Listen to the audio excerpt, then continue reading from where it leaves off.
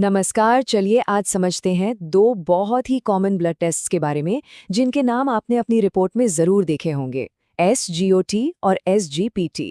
कभी सोचा है कि ये असल में है क्या और आपकी सेहत के बारे में क्या बता सकते हैं? आइए पता लगाते हैं। जरा सोचिए कि आपके शरीर की कोशिकाएं मतलब सेल्स छोटे छोटे शहर हैं। जब सब कुछ ठीक होता है तो हर चीज अपनी जगह पर रहती है, लेकिन जब कोई नुकसान होता है, चाहे चोट से या बीमारी से, तो ये सेल्स कुछ एंजाइम्स को आपके खून में छोड़ देती हैं। ये छोटे छोटे अलार्म की तरह हैं जो हमें बताते हैं कि अंदर कहीं कुछ गड़बड़ है। ठीक है, तो चलिए पहले वाले से शुरू करते हैं। SGOT। अब अगर आप किसी लैब रिपोर्ट को देखेंगे तो हो सकता है ये आपको इसके दूसरे नाम AST से लिखा हुआ मिले। ये दोनों एक ही चीज है और हम अभी जानेंगे कि ऐसा क्यों है। तो ये लंबे साइंटिफिक नाम क्या हैं? घबराइए नहीं, इन्हें समझना आसान है। असल में SGOT या AST एक ऐसा एंजाइम है जो शरीर के मेटाबॉलिज्म में बहुत ज़रूरी रोल निभाता है। और इसके दो अलग अलग नाम, वो बस अलग अलग नाम रखने के तरीकों की वजह से हैं, पर बात दोनों में एक ही ज़रूरी एंजाइम की हो रही है।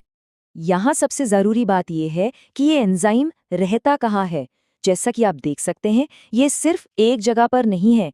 ये लिवर में ज़्यादा मात्रा में होता है, लेकिन ये हमारे दिल, मांसपेशियों और यहाँ तक कि रेड ब्लड सेल्स में भी होता है।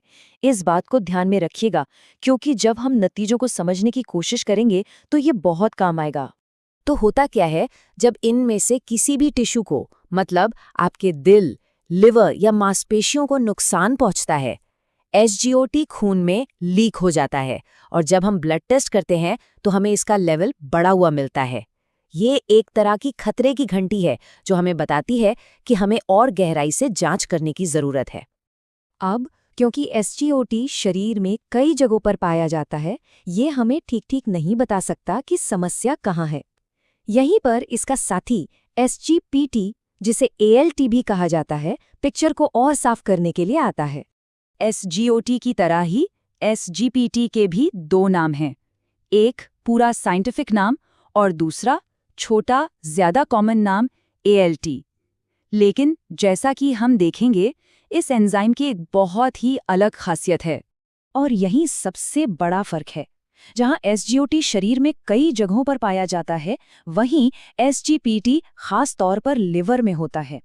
हाँ, ये दूसरे टिश्यूज में भी थोड़ी मात्रा में मौजूद है, लेकिन इसका असली घर लिवर है और यही बात इसे लिवर की सेहत का एक बहुत ही सटीक मार्कर बनाती है। जरा एक नजर डालिए कि SGPT का बढ़ा हुआ लेवल क्या संकेत दे सकता है। वायरल हेपेटाइटिस, पीलिया, सिरोसिस।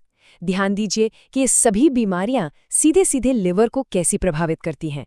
यही वजह है कि SGPT लिवर को हुए नुकसान का पता लगाने के लिए इतना पावरफुल टूल है। तो अब हम ये तो जान गए कि ये एंजाइम क्या है, पर इन्हें असल में मापा कैसे जाता है? पूरी प्रक्रिया मरीज के लिए एक सिंपल तैयारी से शुरू होती है।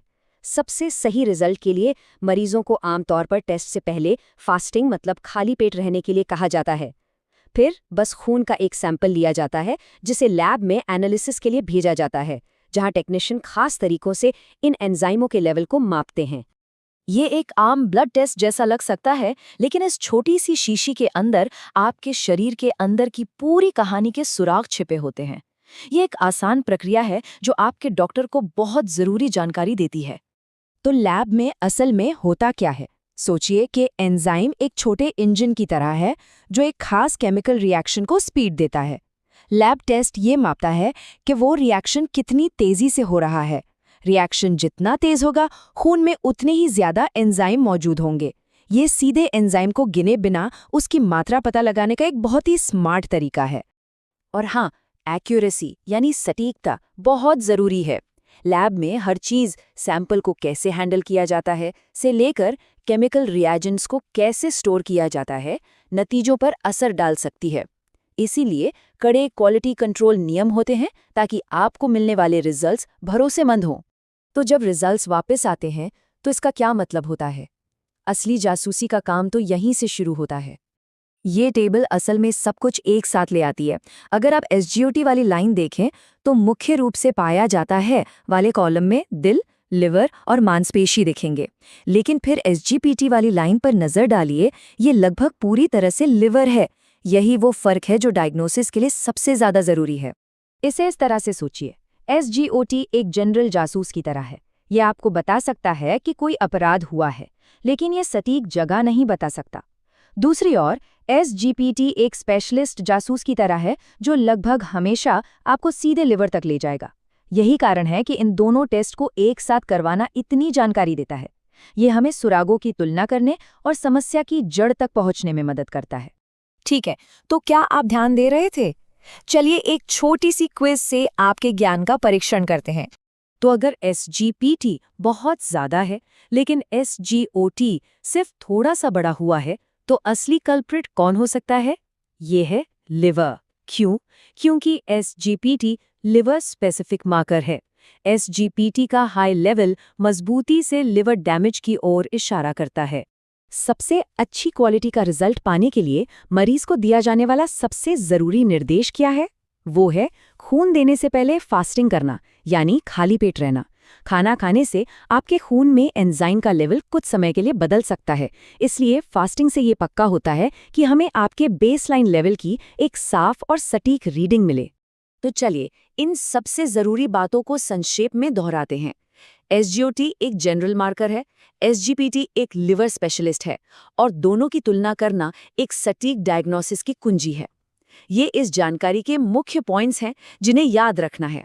हम इस जानकारी भरी प्रस्तुति के लिए डॉक्टर सुरेश S. शिंदे को विशेष धन्यवाद देना चाहते हैं, जिस पर यह विश्लेषण आधारित है।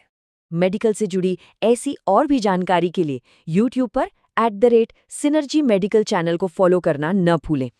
इस जानकारी की कड़ी में हमारे साथ शामिल होने के लिए धन्यवाद। हमने आज SGOT और SGPT को समझा है, लेकिन आपके खून के अंदर और कौन से रहस्य छिपे हैं? हमें कमेंट्स में बताएं कि आप आगे किन दूसरे आम मेडिकल टेस्ट्स को समझना चाहेंगे।